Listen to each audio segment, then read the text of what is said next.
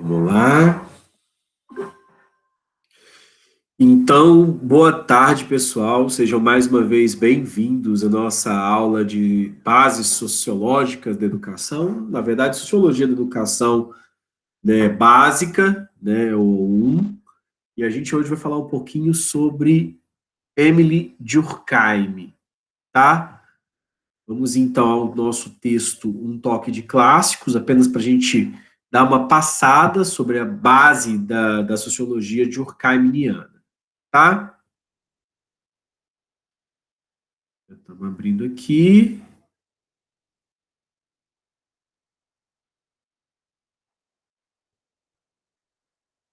Acredito que todas já estão com o texto. Ok?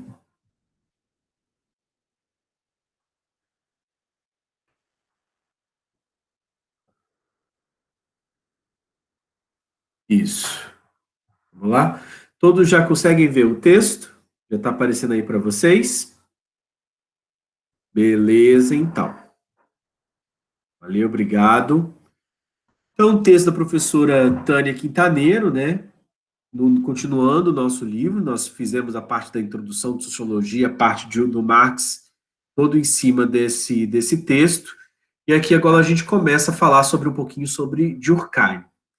E aí escreve o professor Durkheim, né? As dificuldades práticas só podem ser definitivamente resolvidas através da prática e da experiência cotidianas.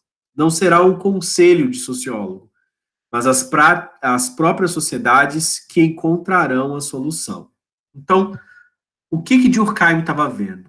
Durkheim estava percebendo, e qual que é a teoria, a base da sociologia durkheimiana? Que as sociedades, elas possuem um movimento e um funcionamento próprio. Elas possuem um método próprio de existir, tá? Então, esse método próprio, porque as suas próprias sociedades encontram a solução, é que elas são movidas por estruturas e por uma maneira de funcionar própria, tá? Não é a soma das unidades, não é a soma de pessoas, né, que formam uma sociedade. A sociedade, a partir do momento que ela se estrutura por si própria, que ela se molda no tempo, ela vai guiar e vai funcionar por si mesma, tá? Então não é o Jamerson ou a Maísa, ou a Maria Eduarda, o Rafael, o Cleiton, que estruturam a sociedade. A sociedade tem uma vitalidade própria. A sociedade funciona por si mesma, tá? E aí, então, o texto vai começar a falar sobre um pouco sobre a vida, né, desse sociólogo francês, né, quando que ele entrou, né, dentro da sociologia, mas não quero pegar essa parte aqui histórica, até porque a gente tem muito pouco tempo, mas entrar em alguns conceitos que são fundamentais em Durkheim. Primeiro, a especificidade do objeto sociológico, tanto que ele defendia a especificidade do objeto sociológico, e ele é considerado o pai da sociologia moderna. E, em muitos casos, inclusive, o pai da própria sociologia da educação, porque ele é o primeiro a fazer uma reflexão estritamente sociológica a partir de um método da sociologia para a educação, tá? Mas então ele começa então a definir o que é a sociologia, o objeto da sociologia, esse pedaço aqui eu acho que acredito que seja muito importante. Vamos lá. A sociologia pode ser definida, segundo Durkheim, como a ciência das instituições, da sua gênese e do seu funcionamento. Ou seja, toda crença, todo comportamento instituído pela coletividade. Na fase positivista, que marca o início de sua produção, considera que positivista Durkheim tinha uma ligação, então, com a perspectiva kantiana de mundo, tá? Então, ele se considerava um cientista. Considera que, para tornar-se uma ciência autônoma, essa esfera do conhecimento precisava delimitar seu objeto próprio, que seriam o quê? Os fatos sociais. Tais fenômenos compreendem toda maneira de agir, fixa ou não, suscetível de exercer sobre o indivíduo uma coerção exterior. Ou então ainda, que é geral na extensão de uma sociedade dada, apresentando uma existência própria, independente das manifestações individuais que possa ter. As maneiras de agir, de pensar e de existir exteriores ao indivíduo, dotadas de um poder de coerção em virtude do qual se lhe impõe, ou ainda, maneiras de fazer ou de pensar reconhecíveis pela particularidade de serem suscetíveis de exercer influência coercitiva sobre as consciências particulares. Vou dar uma parada aqui. O que o Durkheim está falando, então?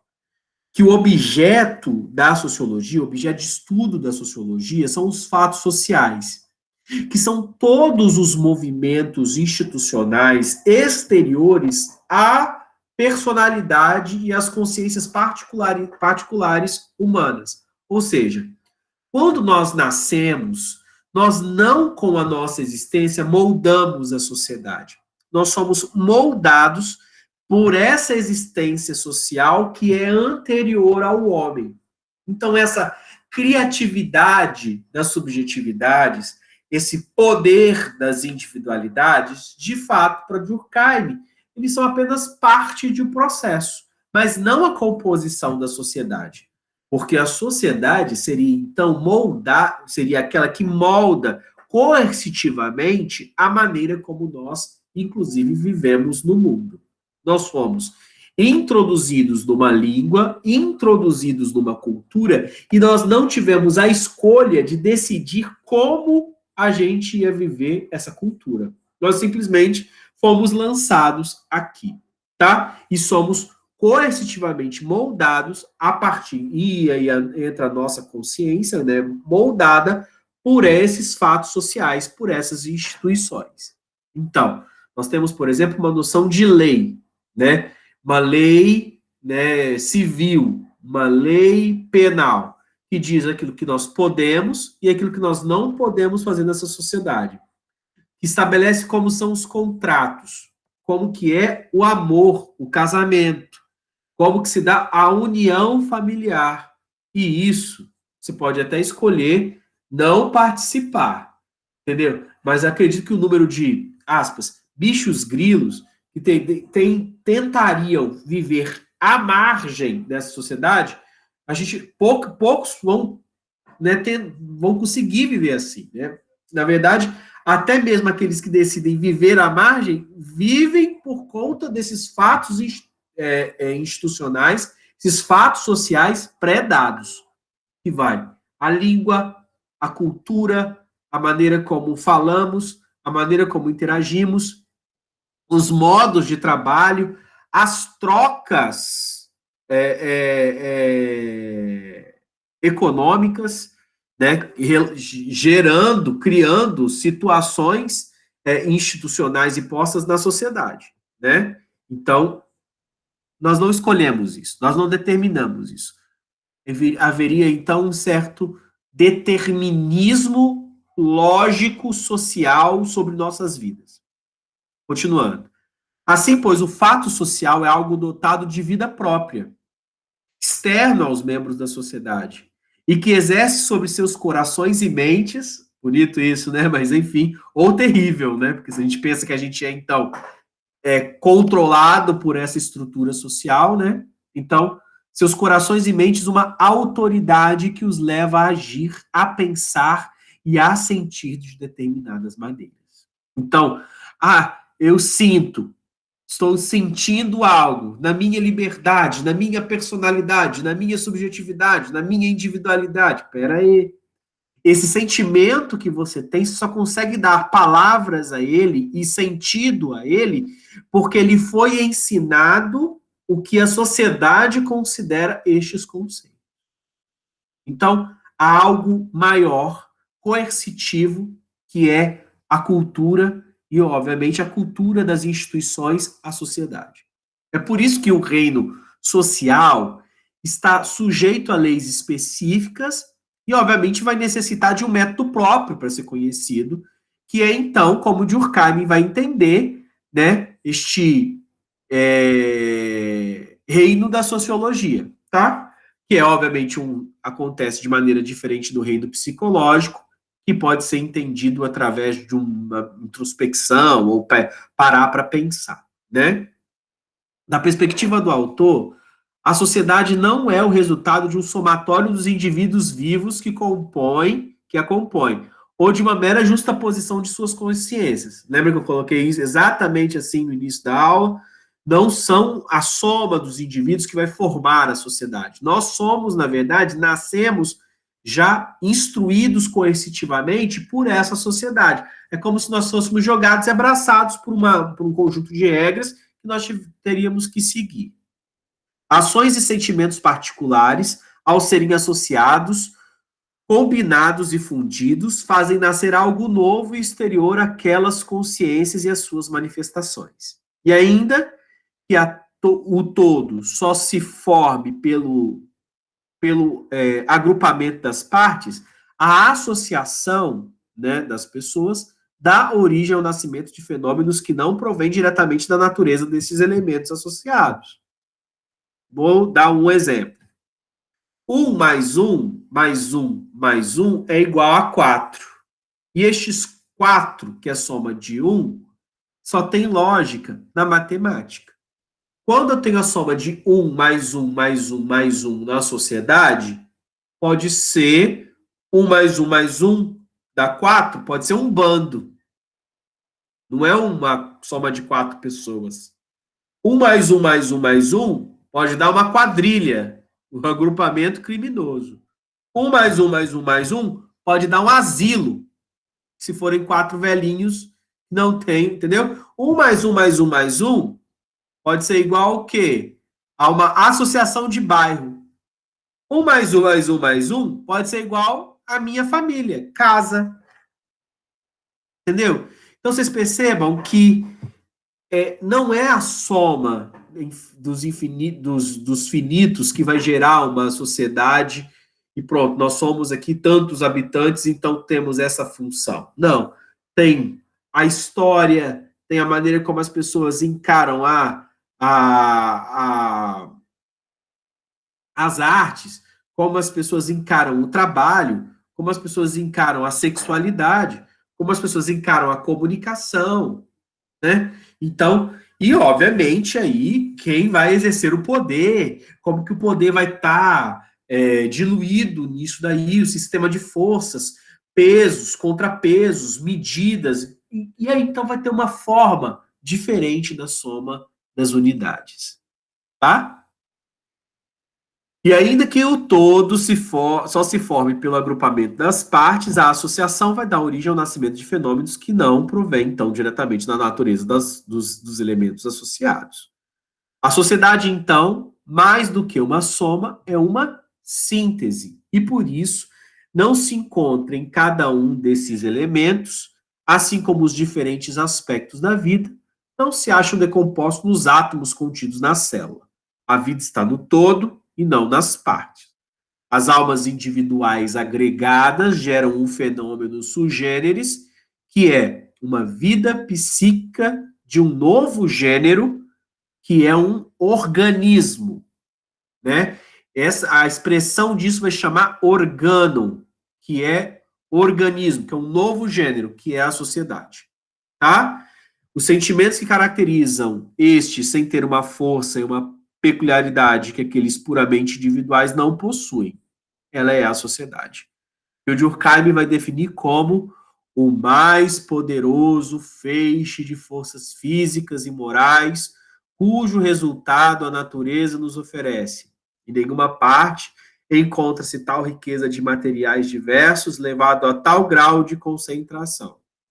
Não é surpreendente, pois, que uma vida mais alta se desprenda dela e que, reagindo sobre os elementos dos quais resulta, eleve-os a uma forma superior de existência e os transforme.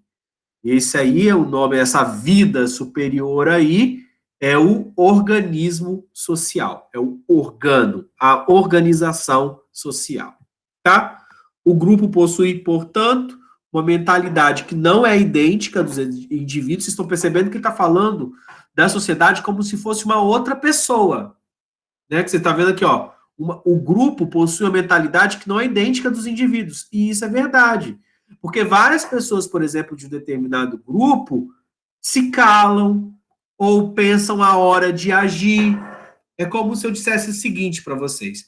Durkheim entende que o agrupamento sala de vocês, a sala de vocês, tivesse uma vida diferente a cada novo elemento que entra ou que sai. Mas ela, a sala de vocês, por exemplo, estou pensando na turma de vocês da licenciatura em Química, né? Ela, por conta desse mecanismo vivo, ela vai ter um funcionamento que não é resultado apenas do que vocês querem que ela seja. Ela vai ter uma dinâmica própria, ela vai ter a vida própria. Aí você fala assim, eu gosto muito da maneira como a minha sala se organiza. É porque talvez você seja um elemento ativo na composição deste grupo. Agora vão ter tantos outros elementos passivos que você talvez nem saiba que agem sobre a formação da personalidade da turma e que você não tem nem conhecimento, tá? Então, os todos sociais, eles funcionam para além dos nossos desejos individuais, ou para além das nossas personalidades, ou para além daquilo que a gente compreende como tal. Entendeu? As salas funcionam, né? No caso, os organismos sociais. E percebam, se a gente consegue ver este funcionamento de maneira quase microscópica, né, funcionando por si próprio, dentro de uma turma, imagina dentro de instituições maiores. Estou falando de uma nação, eu estou falando de um governo, eu estou falando de instituição, pode ser uma instituição aqui, eu estou falando, por exemplo, de uma determinada religião, ou uma instituição, família, por exemplo. A família é uma instituição social, né? A igreja é uma instituição social, os grupos são instituições sociais, né? E elas vão funcionar também com os seus manejos próprios, digamos assim. O grupo, portanto, possui uma mentalidade que não é idêntica dos indivíduos e os estados de consciência coletiva são distintos dos estados de consciência individual. Eu acho que isso aqui já ficou claro, que a gente já conseguiu falar um pouco disso aqui, de que não é minha consciência individual que monta a sociedade, mas a consciência social e coletiva que acaba coercitivamente ordenando sobre minha consciência individual. Assim, então, um pensamento, abre aspas, né? Um pensamento encontrado em todas as consciências particulares ou um movimento que todos repetem, não são por isso fatos sociais, mas suas encarnações individuais é que vão compor esse fato social. Os fenômenos que constituem a sociedade têm sua origem na coletividade e não em cada uma dos seus participantes. É nela que se deve buscar as explicações para os fatos sociais, do todo, e não, então, nas unidades que a compõem, né, no organismo. Por que isso? Porque as consciências particulares unindo-se, agindo e reagindo umas sobre as outras, fundindo-se, dão origem a uma realidade nova que é a consciência da sociedade. Uma coletividade tem as suas formas específicas de pensar e de sentir, às quais os seus membros se sujeitam, mas que diferem daqueles que eles praticariam se fossem abandonados a si mesmos. Jamais o indivíduo por si só poderia ter constituído o que quer que fosse que se assemelhasse à ideia dos deuses, aos mitos e aos dogmas das religiões, à ideia do dever e da disciplina moral e etc., por exemplo. Então, não é uma pessoa que cria um dogma, por exemplo, uma ideia de dever, que é uma lei, uma regra moral. É a sociedade que estrutura isso.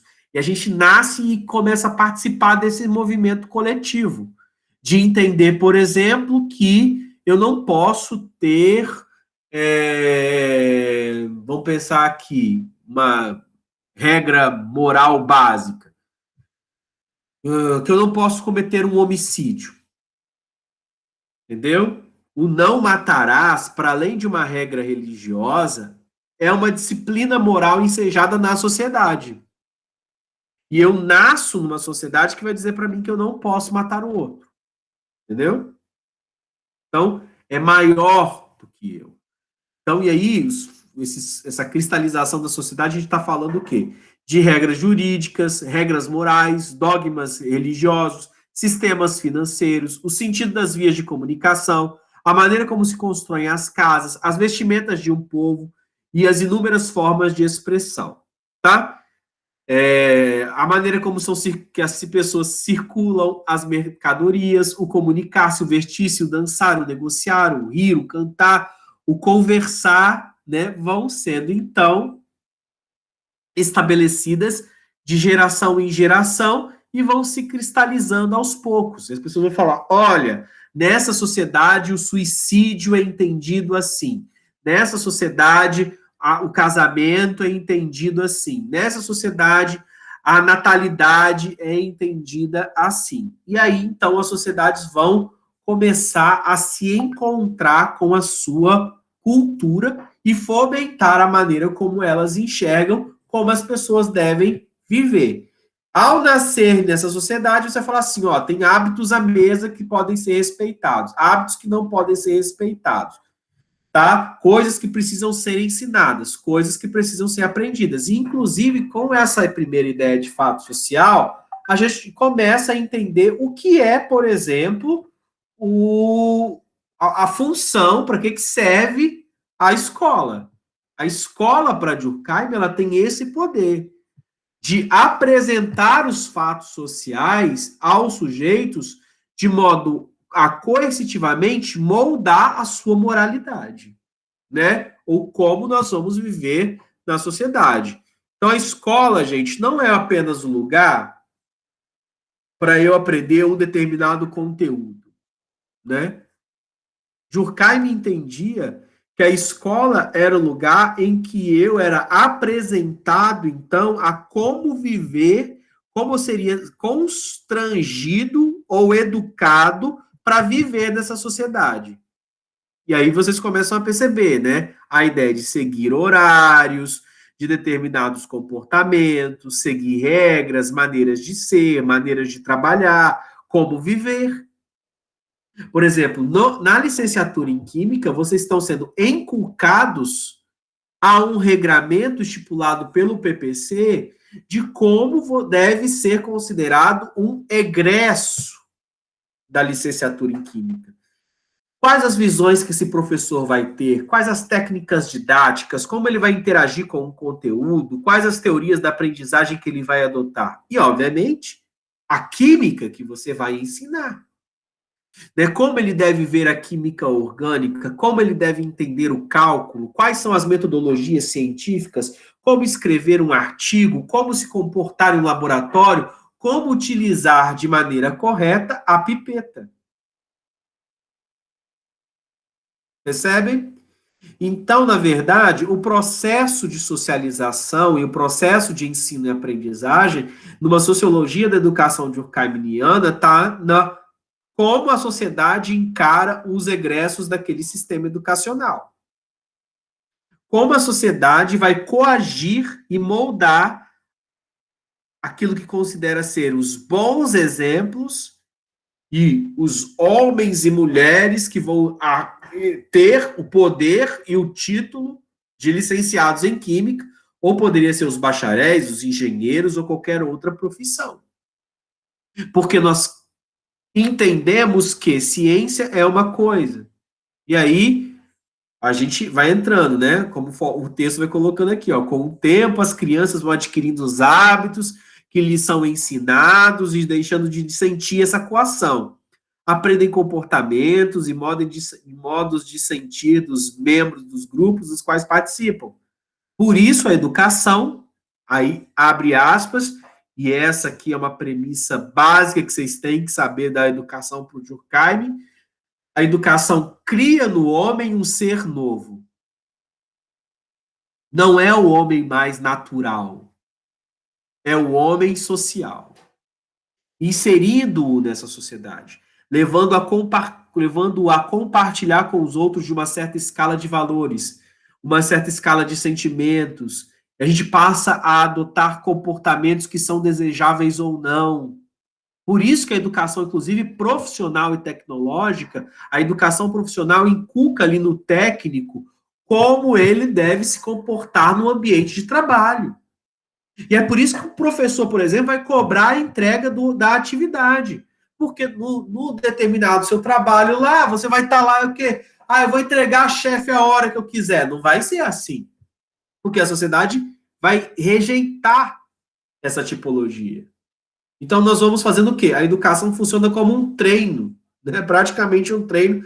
É uma visão arcaica da escola, né? Tem muito mais coisas para a gente pensar nessa escola, mas, enfim, a escola passa a ser o quê? Um lugar de treinamento daquilo que tira o sujeito da sua naturalidade e o coloca dentro de um arcabouço da aprendizagem que é essa sociedade que é externa ao indivíduo.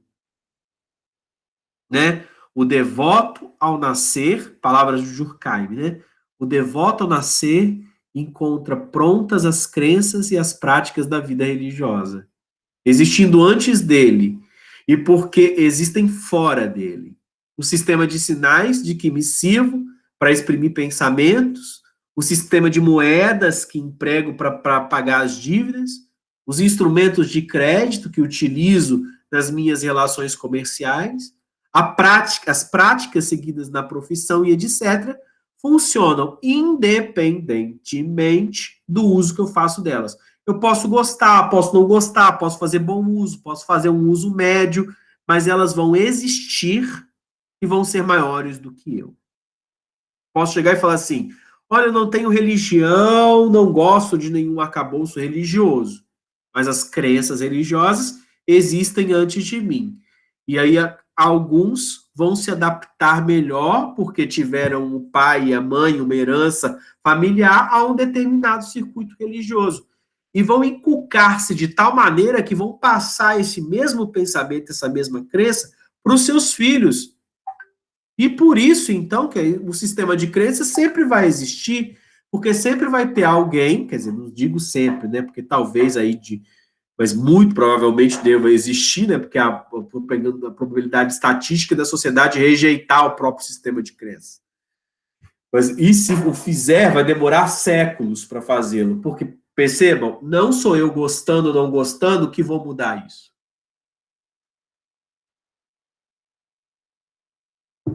Não depende de mim.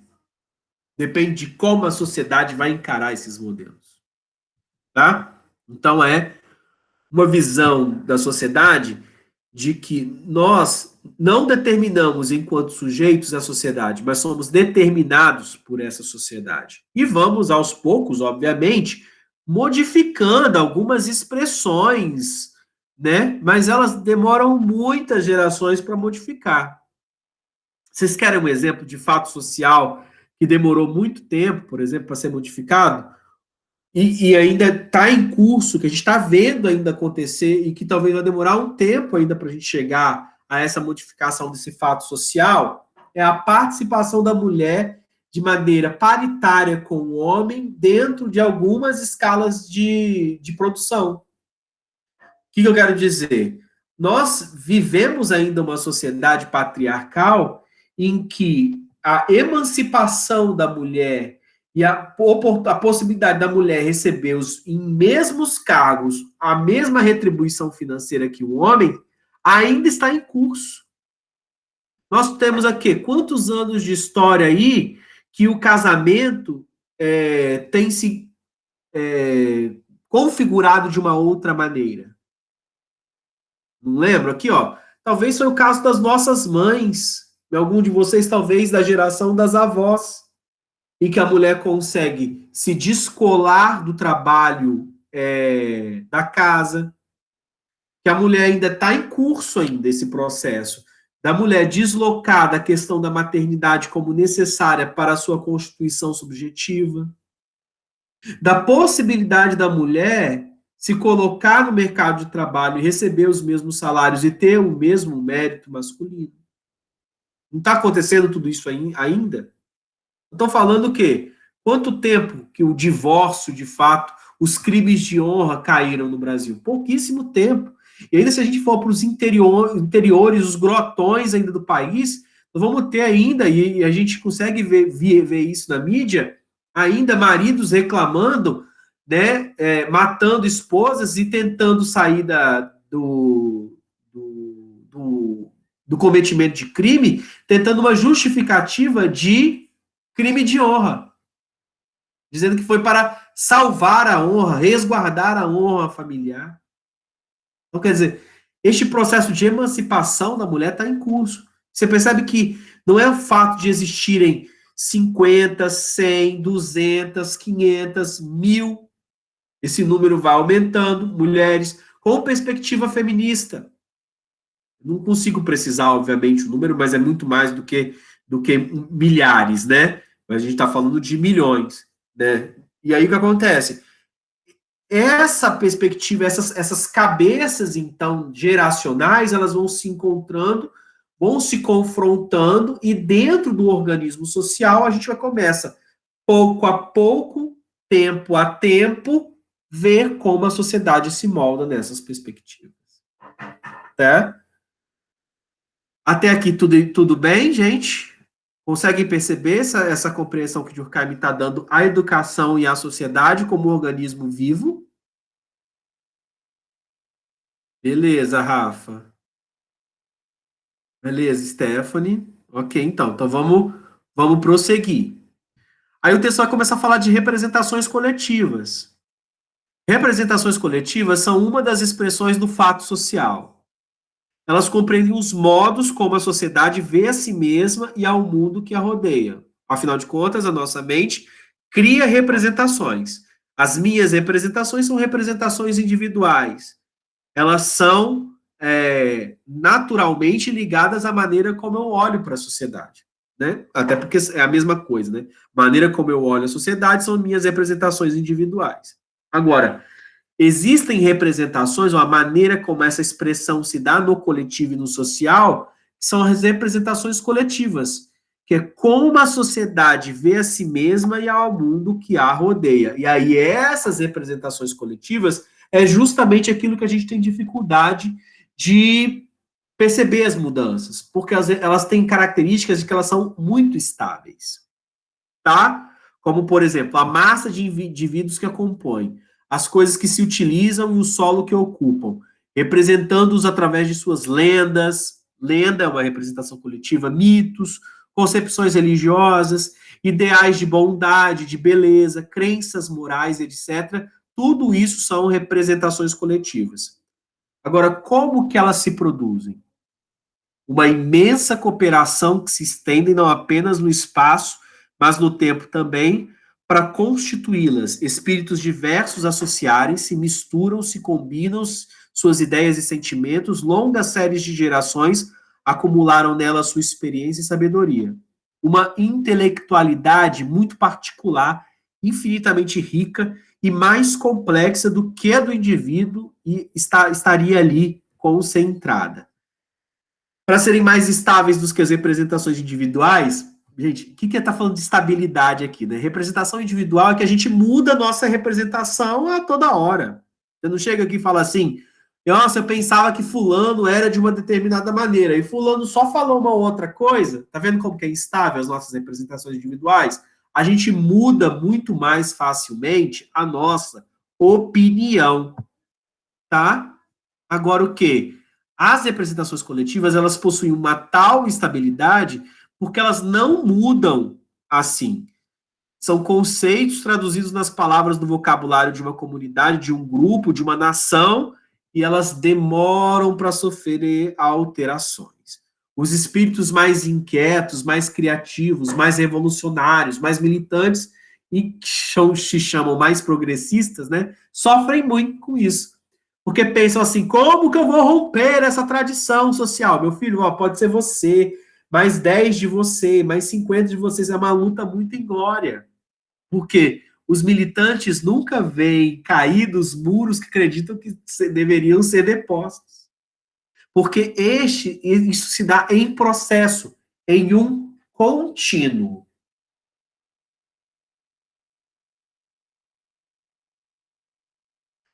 Então não adianta só você lutar por aquilo que você acredita. Talvez você vai precisar de uma geração inteira, porque na sua vida, talvez a sua vida vai servir para estruturar essa representação coletiva. Sei lá, eu, por exemplo, eu estou num lugar de professor.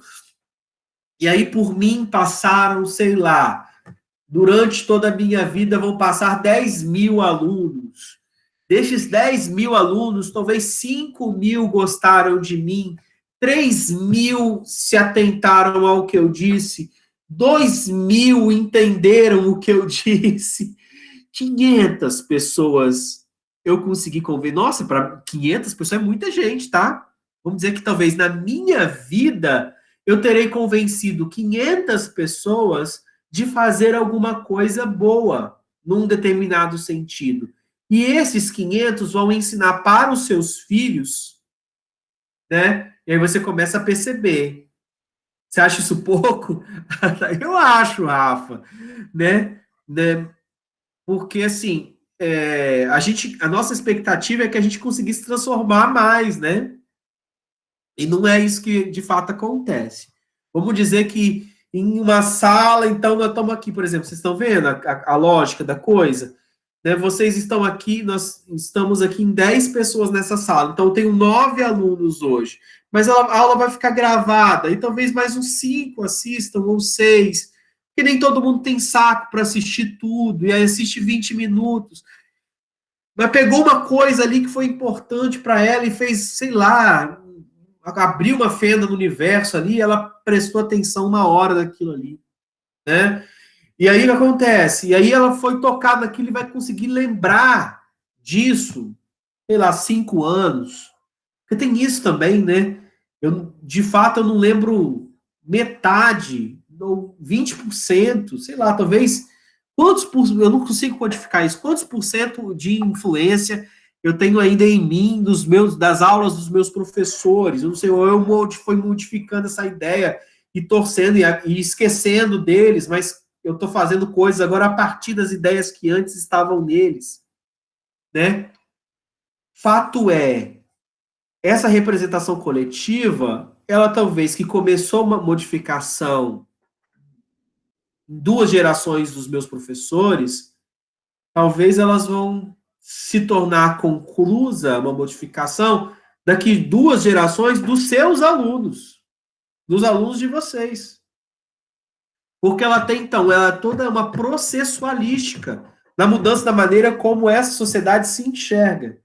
E enxerga determinados assuntos. Por exemplo, voltou a ser uma problemática na nossa sociedade contemporânea o tema de direitos humanos. E existem pessoas em que, quanto mais a gente se afasta do Holocausto e da Segunda Guerra Mundial, as pessoas parecem que vão se esquecendo de por que nós criamos a ideia de direitos humanos e direitos fundamentais ou direitos universais. Independente de ser homens ou mulheres, mas direitos universais da humanidade. E a gente vai se esquecendo disso. E tem pessoas que vão falar assim, olha, esse tratado aí de São José da Costa Rica, que é um tratado ratificado, assinado pelas nações em compromisso com os direitos humanos, começam a considerar, direitos humanos é para proteger vagabundo. O que é isso, gente? É uma ideia pré-Segunda Guerra Mundial que tem sido retomada nas individualidades e que tem sido ensinadas e que uma hora talvez dê ruim. O que nós estamos na batalha aqui? Na batalha pela representação social, não é nem representação social, representação coletiva, já que eu estou falando de Durkheim, né? Em 2 visões de mundo, de representações coletivas, acerca de como essa sociedade vai encarar a sua visão sobre os direitos humanos. Então, cabe a nós, educadores, reforçar a historicidade dos conceitos, pensar a ordem em que foram produzidos esses conceitos e ratificar elementos de conduta social, criando um projeto de cidadania e um projeto de profissionalização locado em ideias em que a sociedade tenha que, na verdade, engolir certas ideias. E dizer para você, dizer, olha, foi ditadura e não revolução, meu filho. Você pode ficar gritando, chorando, não sei o quê, porque se você convence a pessoa, se ela não convencida, ela vai estar proliferando uma ideia que pode vir a se tornar uma representação coletiva, de que, então, não teve ditadura mesmo, é tudo mimimi, chororô. Percebem? Então, Durkheim está estruturando aqui uma ideia de representação que é muito útil para nós, a sociologia da educação, que é a função de enculcamento da sociedade frente aos seus próprios conceitos.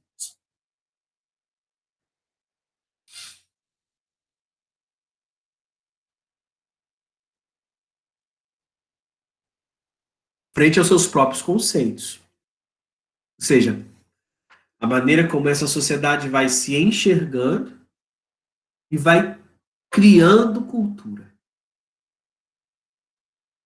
Que essa sociedade vai se ajustando e criando as suas próprias condições de entendimento do lugar que a sociedade está falando.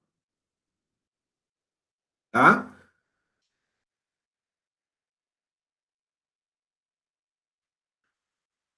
Outro componente fundamental do conjunto dos fatos sociais são os valores de uma sociedade.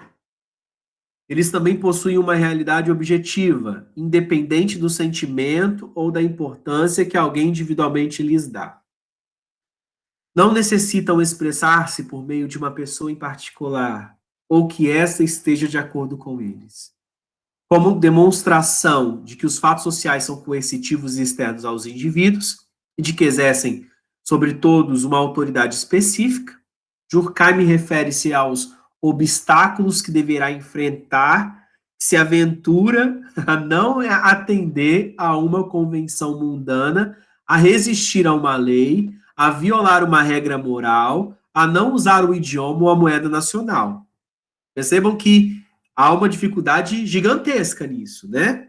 É como a menina que está ali, cantora do grupo de oração dela, da igreja dela, e ela resolve pensar que aquilo ali que está sendo colocado sobre sua conduta moral no seu relacionamento afetivo com o seu namorado, que fala lá da castidade, e ela de repente fala, não, eu acho que isso é uma grande bobagem.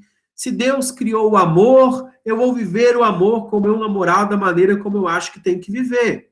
E ela subverte a dogmática religiosa.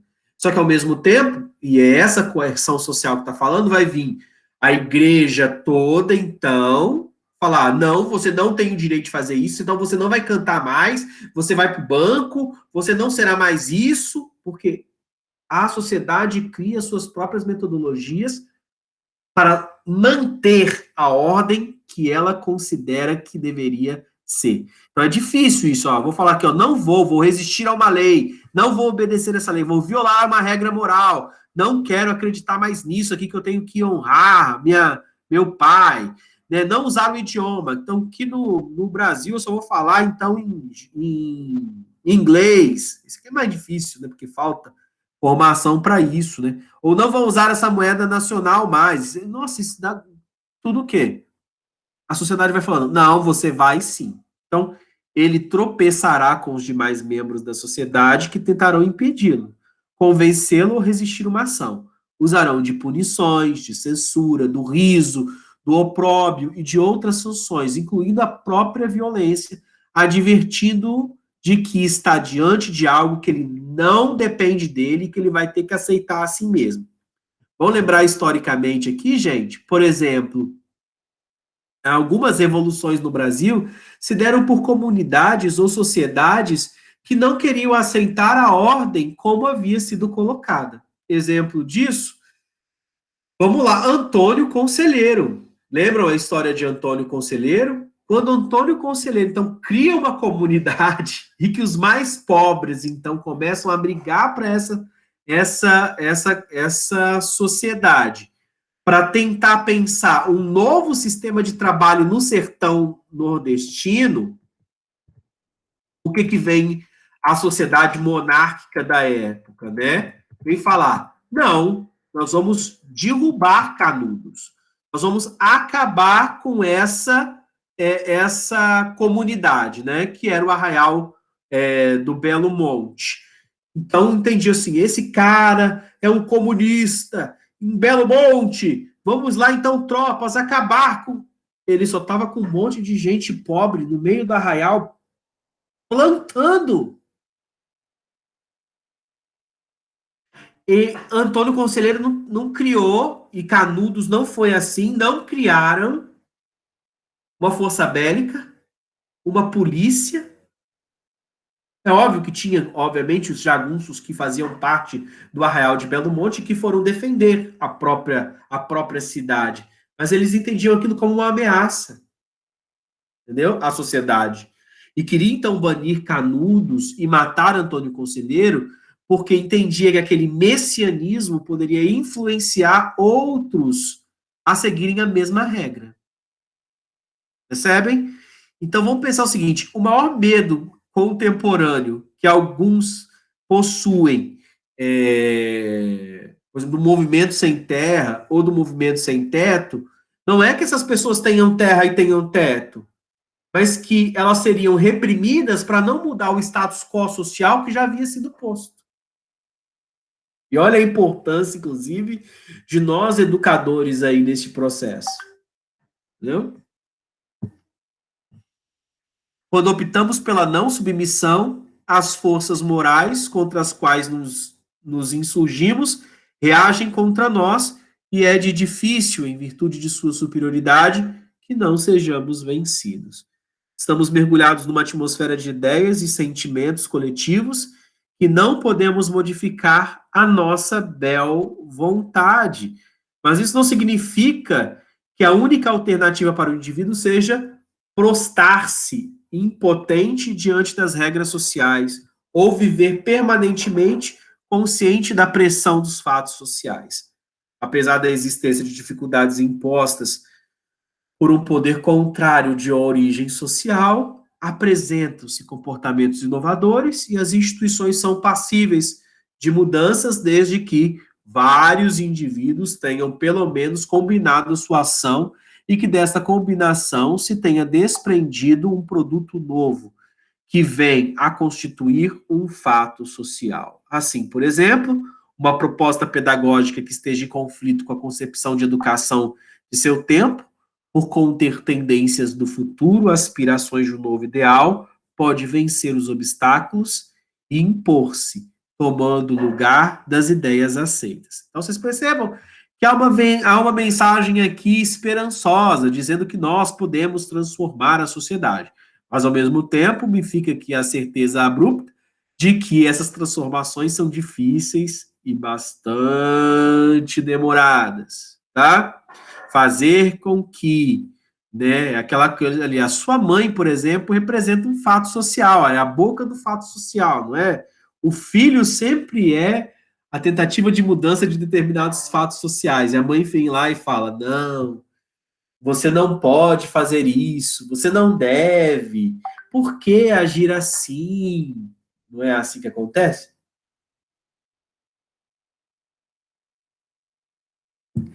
Tentando manter o status quo de uma sociedade que às vezes está caduca, ou valores que estão já caducados.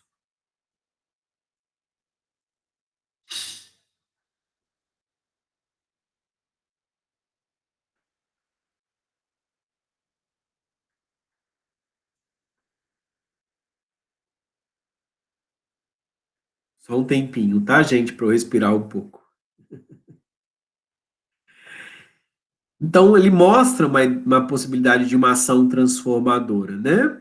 Mas, obviamente, essas ações transformadoras que vão tentar modificar esse, esse espaço social são muito complicadas. E aí o texto vai dar até alguns exemplos, né? Não é dois não, tem 4 exemplos aqui, né?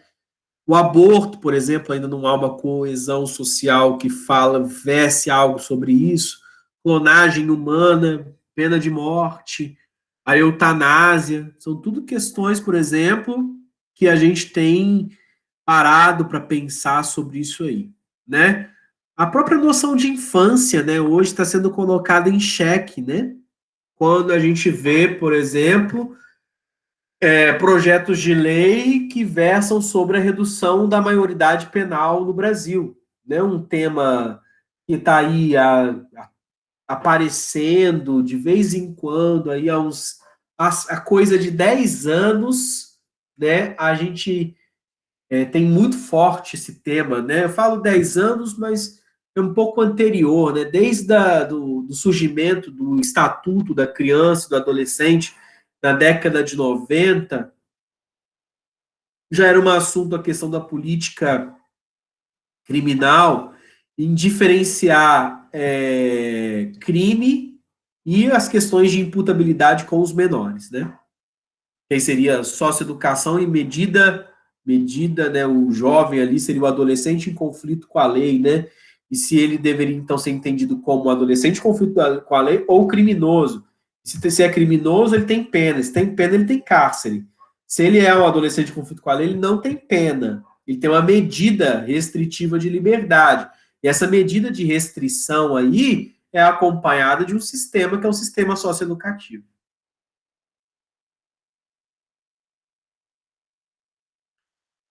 Mas volta e meia esse assunto surge justamente porque a sociedade ainda não se encontrou diante da sua concepção relativa ao tema, tá? Então, gente, a partir dessa concepção de sociedade, o Durkheim vai determinar um método, vai dizer que precisa, isso para a sociedade estudar, uma concepção de como analisar esses fatos sociais e cria um método de estudo, tá? Aqui eu não vou entrar nos métodos de estudos da sociologia durkheimiana, porque quero reduzir aqui a ideia de que ele estava tentando dar um status, porque a gente sabe como as ciências humanas e sociais elas são desvalorizadas no mundo positivista, né? Você vai falar assim, para estudar isso é só ler, né? Não tem e aí tenta uma redução do poder, né? E aí, então, Durkheim estava querendo criar um estatuto ontológico das ciências sociais mais próximo do método dos físicos, dos químicos, né? Dos fisiologistas, um método científico para as ciências sociais, para que ela ganhasse tônus e força, tá? Então, o método tornar as ciências sociais aí um método de ensino, tá? Aí Durkheim passa a analisar os fatos morais, as regras morais. E ele começou a entender que as regras morais, gente, não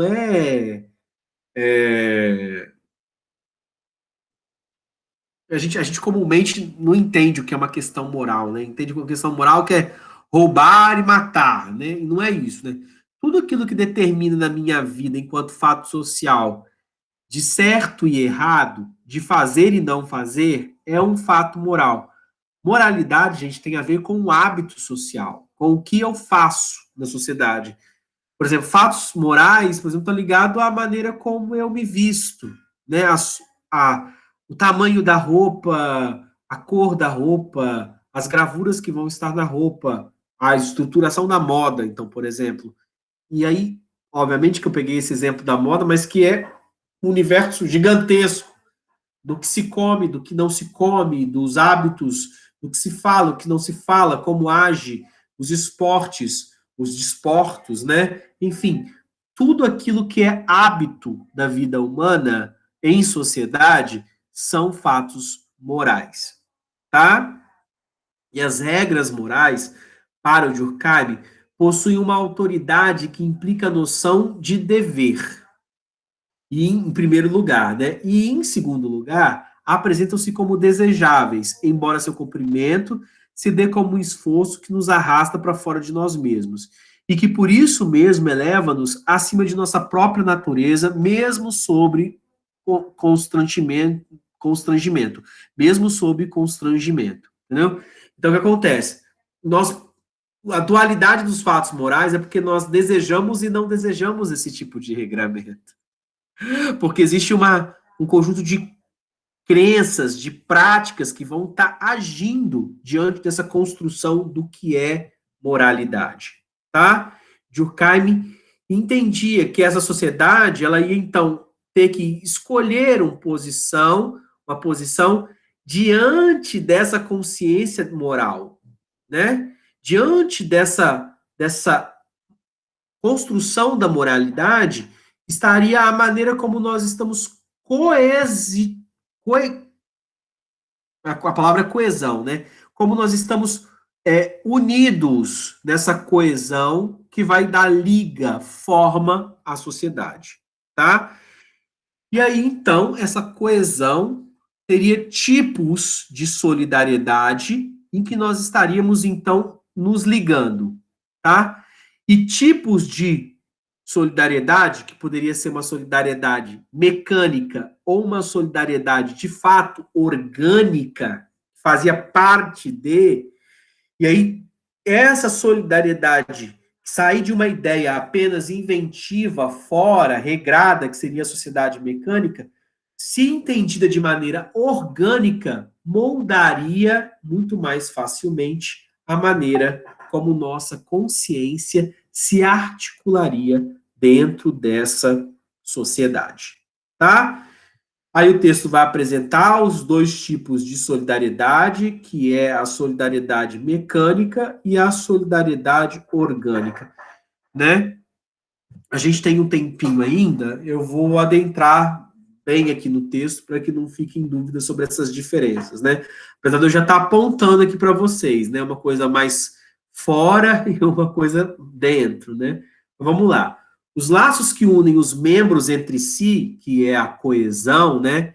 E ao próprio grupo, constituem a solidariedade. São os laços que nos mantêm dentro da sociedade e interagindo com os grupos sociais que nós fazemos parte. A qual pode ser orgânica ou mecânica, de acordo com o tipo de solidariedade cuja coesão procuram garantir. Quando tais vínculos assemelham-se aos que ligam um déspota aos seus súditos, a natureza destas é análoga à de laços que unem um proprietário a seus bens. Não são recíprocos, mas sim mecânicos. Por quê? É obrigado, ele não vê aquela necessidade, sabe? Apesar de eu ter conseguido ver alguma ligação entre o déspota, o ditador e seus súditos, existe já alguma organicidade, pensando na política contemporânea, mas eu vou explicar depois. O que eu estou falando aqui que não são recíprocas, mas mecânicas, a solidariedade? Porque existe uma relação diferente entre esses dois polos. O proprietário e os seus bens, o súdito e o déspota. Você consegue perceber uma assimetria? Óbvio que tem uma assimetria complicadíssima sendo colocada aqui. O indivíduo, por exemplo, não se pertence. É literalmente uma coisa, por exemplo, de que a sociedade dispõe. A solidariedade, então, é chamada mecânica quando liga diretamente o indivíduo à sociedade sem nenhum intermediário, constituindo-se um conjunto mais ou menos organizado de crenças e sentimentos comuns a todos os membros do grupo, que é chamado de um tipo coletivo. Tá? Não há um desejo seu assim, eu quero ficar aqui porque eu me sinto protegido. Eu faço parte desse grupo porque eu me sinto acolhido. É uma solidariedade, então, mecânica. Isso significa que não encontramos ali aquelas características que diferenciam tão nitidamente uns dos outros aos membros de uma sociedade, a ponto de podemos chamá-los de indivíduos. Suas consciências se assemelham, eles são pouco ou quase nada desiguais entre si. E por isso a solidariedade entre eles deve-se às similitudes que compartilham, né? Na verdade, compartilham geralmente os mesmos reveses, né? Os mesmos problemas. Até mesmo a propriedade de bens não pode ser individual, o que só vem a acontecer quando o indivíduo desliga-se ou distingue-se da massa, tá? Que é algo também muito difícil de acontecer, tá? Nas sociedades onde essas ligações predominam, a própria educação é difusa, não há mestres, e as ideias e as tendências comuns a todos os membros da sociedade ultrapassam em número e intensidade aqueles que pertencem a cada um deles pessoalmente. A gente tenderia a estar todos mais integrados dentro de uma sociedade orgânica. Só que vocês vão perceber que existem traços mecânicos dentro da nossa sociedade, mesmo com todos os componentes de uma solidariedade orgânica, tá? A parcela de responsabilidade que a solidariedade mecânica tem na integração social depende da extensão da vida social que ela abrange e que é regulamentada pela consciência comum. O estabelecimento de um poder absoluto, ou seja, a existência de um chefe situado muito acima do resto dos homens, que encarna a extraordinária autoridade emanada da consciência comum, embora já seja uma primeira divisão do trabalho no seio das sociedades primitivas, não muda ainda a natureza de sua solidariedade, porque o chefe não faz mais do que unir os membros à imagem do grupo que ele próprio representa. Tá vendo? A teocracia antiga das primeiras civilizações tem muito das ditaduras, que é essa relação mecânica de união, em que você perde completamente a autonomia e você perde a vontade de pensar por si próprio e começa a pensar de maneira da massa. Você também pode chamar de gado. Quanto mais gado você tiver, mais ligado a uma estrutura de pensamento de propriedade, por exemplo, de ser propriedade de uma autoridade, de alguém que vai simplesmente mandar, menos eu tenho evoluído a sensação de que eu me sou responsável por essa sociedade. Porque eu tenho que simplesmente fazer aquilo que a lei da autoridade manda. Então, eu estou ligado como propriedade, estou ligado de uma maneira mecânica. Tá? Esse tipo de sociedade, na qual a coesão resulta exclusivamente das semelhanças, compõe-se de uma massa absolutamente homogênea. Percebe? Massa homogênea. A ideia é vocês que fazem parte dessa massa. Então, o que é? A ideia é de curral mesmo, né? Em que as partes não tendem a se distinguir umas das outras. Elas não apresentam particularidades. Então, o que acontece? Quanto mais massificada uma sociedade, ou seja, um agregado, eu tenho uma horda, um tipo de sociedade simples, uma ausência de uma não organização que vai permitir os vínculos de solidariedade com intermediações que seria uma solidariedade orgânica.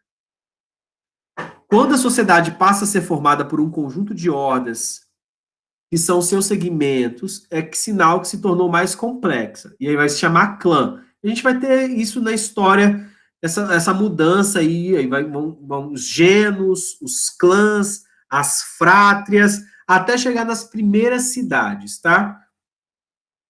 Esse é um tipo de sociedade polissegmentar simples, agregado homogêneo de natureza familiar e política, fundado numa forte solidariedade mecânica. Continua mecânica ainda. A dissolução das sociedades segmentares é concomitante à formação de sociedades parciais no seio da sociedade global. A questão é, quanto mais complexo a gente vai caminhando o desenvolvimento da sociedade, essa ideia, por exemplo, de família, de pertencer a uma família, a gente vai saindo da solidariedade mecânica, tá? Nesse processo dá-se uma apropriação entre os membros que a formam. Nesse processo dá-se uma aproximação entre os membros que a formam. A vida social generaliza-se em lugar de concentrar-se numa quantidade de pequenos lares distintos e semelhantes. Reproduzem-se os vácuos morais que separam as pessoas. E com isso, as relações sociais tornam-se mais numerosas e estendem-se. Este é o resultado de um aumento da densidade moral e dinâmica. Com a intensificação das relações sociais, os participantes dessas sociedades passam a estar em contato suficiente entre si, e deste modo reagem aos demais desde o ponto de vista moral, e não apenas trocam serviços ou fazem concorrência com os outros, mas vivem uma vida comum, tá? Essa expressão é importante. Vivem uma vida comum.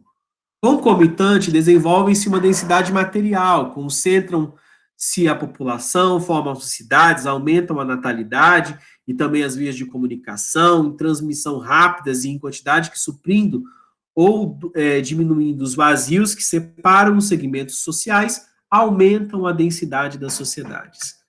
A condensação da sociedade vai, obviamente, gente, criar uma complexidade de relações muito maior, com relações intersociais maiores, que vai levar ao progresso da divisão do trabalho. E aqui é uma marca durkheimiana de um conceito muito importante também do Durkheim, que é a ideia de que essa sociedade também ela vai sempre caminhar dentro de uma segmentação a partir do trabalho, tá? A divisão social do trabalho é um importante contexto em que mostra como a sociedade se estrutura. Afinal de contas, nós vivemos, em grande parte, numa sociedade para sermos, aspas, produtivos, não é?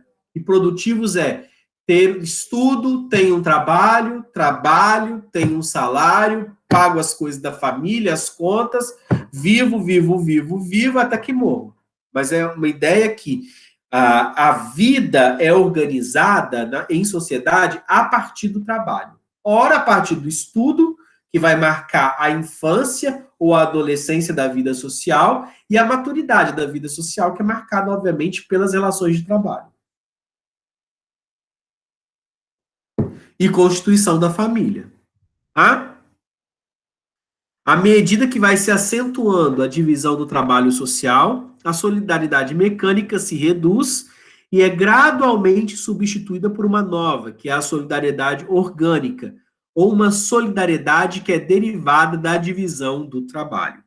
Institui-se, então, um processo de individualização dos membros dessa sociedade, que passam a ser solidários por terem uma esfera própria de ação, tá? Que é a parte da sociedade que eu tenho que manter funcionando. Com isso, ocorre uma interdependência entre todos e cada um dos demais membros que compõem tal sociedade. A função da divisão do trabalho é, enfim, a de integrar o corpo social, assegurar-lhe a unidade, manter a sociedade como tal. É, portanto, uma condição de existência da sociedade organizada uma necessidade, sendo esta sociedade um sistema de funções diferentes e especiais, onde cada órgão tem um papel diferenciado. A função que o indivíduo desempenha é o que marca seu lugar na sociedade. E os grupos formados por pessoas unidas por afinidades especiais que vão tornar-se órgãos. E chegará um dia em que toda essa organização social e política terá uma base exclusivamente ou quase exclusivamente profissional, que é a maneira orgânica como nós entendemos a sociedade hoje, unida por vínculos de trabalho, tá? Na maioria dos casos, né? Quer dizer, a maior parte da sociedade já caminhou a essa maneira como Durkheim entendeu. Daí deriva a ideia de que a individuação é um processo intimamente ligado ao desenvolvimento da divisão do trabalho social. Se entender como indivíduo, como parte. E uma classe de consciência que gradativamente ocupa o lugar da consciência comum e que só ocorre quando os membros da sociedade se diferenciam. E é esse mesmo processo que os torna interdependentes. Independência nunca, né? Porque se eu faço parte de um trabalho, é porque esse trabalho outra pessoa não faz e a sociedade prescinde deste trabalho. Professor, o que você quer dizer com isso? Vamos lá. Existem a classe dos enfermeiros, dos médicos, e aí vamos indo, né? Dos psicólogos, dos assistentes sociais, dos técnicos de enfermagem, só estou pensando na área de saúde. Pensa no todo. Entendeu?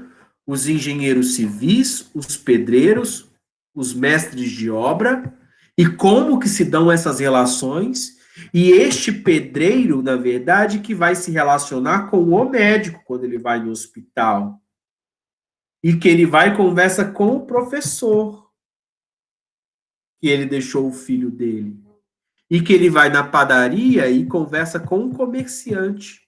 Às vezes ele nem precisa conversar com o padeiro para comprar o pão.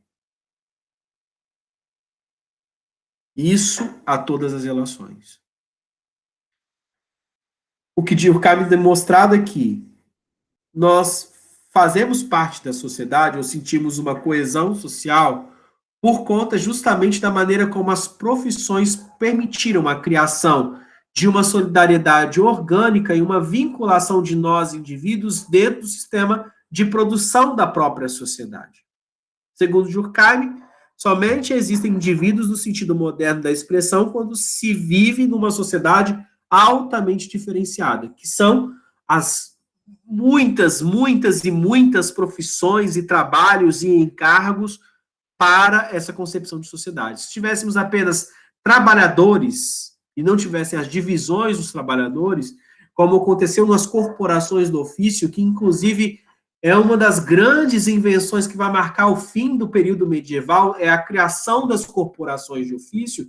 Quando começa a ter diferenciação, então os trabalhadores não passam a ser considerados só trabalhadores, mas começam a ser entendidos como uma classe de trabalhadores específica dentro de uma pulsão e de uma responsabilidade social tal. E aí, então, esse sujeito que faz parte dessa classe começa a se entender diferente de tantos outros profissionais e, portanto, ele começa a se entender a partir de uma noção de individualidade ou de subjetividade. O que Durkheim está colocando é a divisão social do trabalho, ela evoluiu o passo de que nós estávamos unidos por uma solidariedade meramente mecânica estabelecida por laços outros, como o laço familiar, e passa agora a criar um outro processo de identificação, que é a solidariedade orgânica, em que eu faço parte dessa sociedade por conta da minha profissão, ou por conta da minha responsabilidade, ou por conta de uma consciência individual.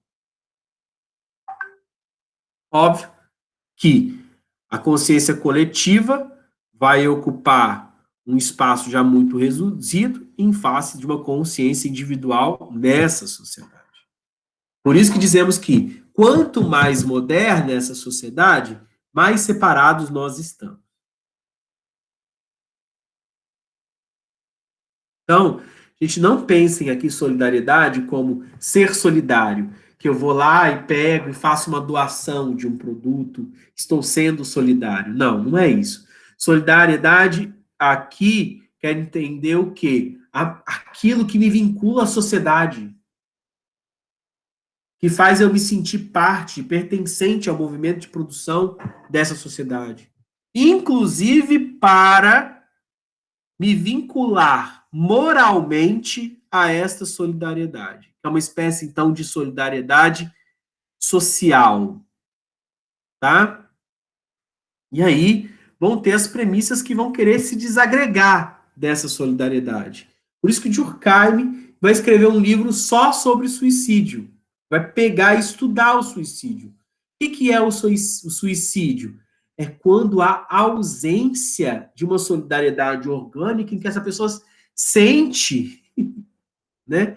Ela se sente parte da sociedade, ela quer se desvincular de alguma maneira, né? Ela não se sente importante, ela se sente no direito de se desvincular moralmente dessa sociedade, ela não entende, e aí por isso que também a sociedade criou os termos proibitivos do suicídio. Tá? É isso, gente. Eu acho que a base aqui, eu vou falar um pouquinho sobre essa vinculação da solidariedade, a importância de ter uma moralidade, né, que vai me colocar dentro da sociedade para além dos egoísmos. Anomia, gente, é a existência de lei, né? Os estados anômicos em Durkheim é a ideia de não querer fazer parte mesmo das regras morais. E a escola vai ter, então, a função, né, voltando aqui para a parte da educação, de formar esse circunscrever na sociedade orgânica, tentando manter o indivíduo produtivo, coeso, pertencente e vivendo de maneira social, de maneira muito produtiva. Né? E aí ele vai fazer suas relações e suas dependências morais, vai fazer, então, sua vinculação moral, vai começar a entender um determinado aspecto moral de uma maneira e não de outra, obviamente, em cima desses valores que foram passados para ele nessa vivência social. E aí ele, então, vai viver essa sociedade, faz a vivência social disso, né? Acho que o demais, né, é uma sociologia muito... A sociologia que vai ser marcada pela o entendimento das formas religiosas, né? Essa ideia dos freios e medidas morais que vão fazer a gente viver nessa sociedade. Tá? O que é a sociologia da educação em Durkheim? Uma escola que aponta para a necessidade de vivermos uma moral social compartilhada. Uma escola dos comportamentos, uma escola que vai além dos conteúdos, né? Uma escola que forma a ideia de república, e obviamente vai estar ligada a uma escola da moralização, né? Uma escola de viver uma moral, de viver um caminho, né? E aí, obviamente, as minhas questões, inclusive, vocês já sabem, vão estar apontadas para isso, né? Que caminhos são esses, né? O que é essa educação moral? É uma educação cívica? É o que a gente tinha na ditadura? É uma educação da disciplina? Ou é uma para os valores republicanos, né? Inclusive, um projeto de educação, de uma moralidade, de uma vinculação republicana, é entender os espaços públicos, entender a coletividade, né? É para aí que a gente vai conseguir pensar com Durkheim, tá? É isso, gente. Até aqui alguma pergunta?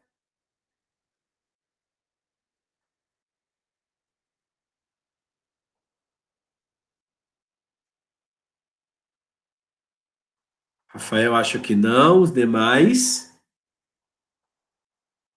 Duda também não. Nope. Gente, eu me suei todo. Com os braços completamente molhados aqui. Foi uma batalha, tá, gente, essa aula hoje. Não força muito não, professor, deita e descansa. Gente, vou dar uma parada aqui. Vou dar uma descansada. Queria dizer só que era importante esse momento, tá?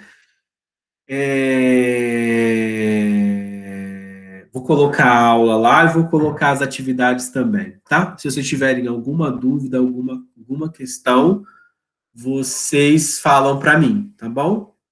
Breno, você tá sentindo o quê? Ah, eu tô sentindo todos os sintomas da Covid mesmo, Breno. Eu tô com muito corpo muito cansado, febre, dor nos olhos, o olfato saiu tem 3 dias, né? Estamos tentando aí resistir. Né? Vou tomar um banho agora para ver se certamente eu tô suando por causa da febre, né? Vou tomar um banho agora e dar uma descansadinha, tá? Se vocês tiverem qualquer questão, vocês me falam, tá bom? Vamos avançar e vou colocar os exercícios. Não sei se vou conseguir colocar hoje, tá? Mas aí vou colocar durante a semana aí os exercícios de Durkheim, tá bom? Beijo grande, fiquem bem. Desejo muita saúde para vocês. Espero que semana que vem eu já esteja já. Semana que vem já vai ter feito 14 dias, né? Eu já esteja bem já. Bom? Beijo grande, tchau, tchau.